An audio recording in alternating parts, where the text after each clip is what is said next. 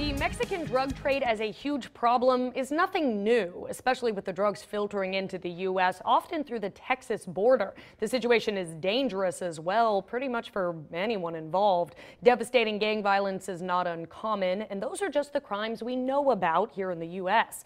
But that situation didn't stop one American from venturing into the heart of the issue for research purposes. And now joining us is that man, Dr. Nathan Jones at Sam Houston State University, here with the School of Criminal Justice. Yes, it's a center, and my department of security studies is under the College of Criminal Justice. So how did it happen that you crossed that border and went into Mexico for research? Oh, so back in 2010, I was a doctoral student, and I wanted to write my dissertation. I won an IGCC Institute for Global Conflict and Cooperation, I know it's a mouthful, fellowship.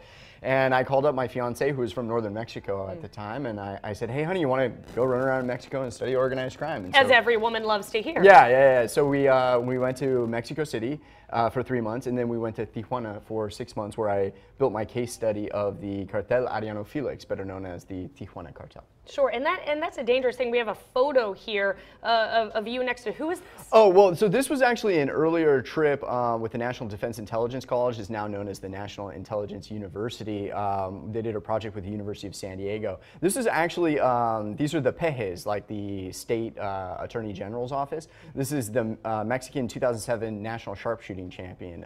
So I actually got to shoot guns with the pejes in Mexico, and he was kind enough to pose for a photo with me. So you have had quite a lot of experiences when you were down in Mexico for these research purposes. What was the overwhelming lesson? What did you learn about what was happening down there? There are a lot of lessons. One, insatiable demand for drugs here in the United States is a major driving factor. The flow of guns from the United States into Mexico is also a major factor. So in that sense, the United States bears a significant responsibility. Also, these groups have become incredibly sophisticated, and in some cases, depending on their business models, are directly confronting the government and engaging in widespread kidnapping and extortion of the general population that really forces the government to react very hard against them. I also want to show, we have another photo of a man they called La Barbie, who you happen to look a lot alike. Tell us what happened. Look at him. Well, he looks like you with a few more pounds. It became a running joke. Yeah, it became a running joke in Mexico City and Tijuana, but mostly in Mexico City. He'd been arrested. He worked for Chapo Guzman, and then later the Beltran Leyvas when they broke off. And he was, kind of a lead. He was in charge of a whole group of assassins. He would, kind of lead wars in places like Nuevo Laredo, just south of the Texas border.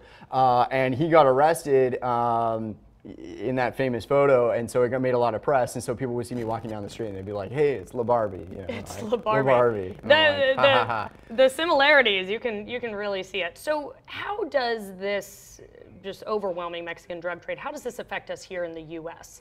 Well, in many ways, people worry a lot about border security and border spillover violence. For the most part, that border spillover violence argument tends to be overblown, in part because we have really good law enforcement institutions in the United States. For example, American law enforcement is still considered off limits. Mexican cartels, if they want to get themselves into a lot of trouble, they target law enforcement, but for the most part they don't target law enforcement because they don't want to get themselves in a lot of trouble.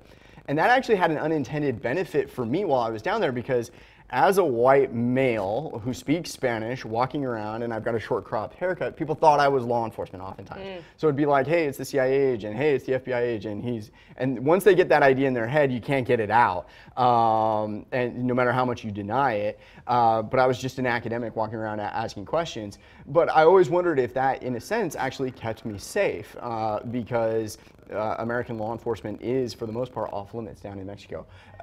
On the rare occasions where an American agent like that, Zapata, who was killed down there, you find out later on they thought he was a rival trafficker, and within 3 months, within a couple of months, the individual who was responsible for killing him basically had to turn himself in, so they got him very quickly.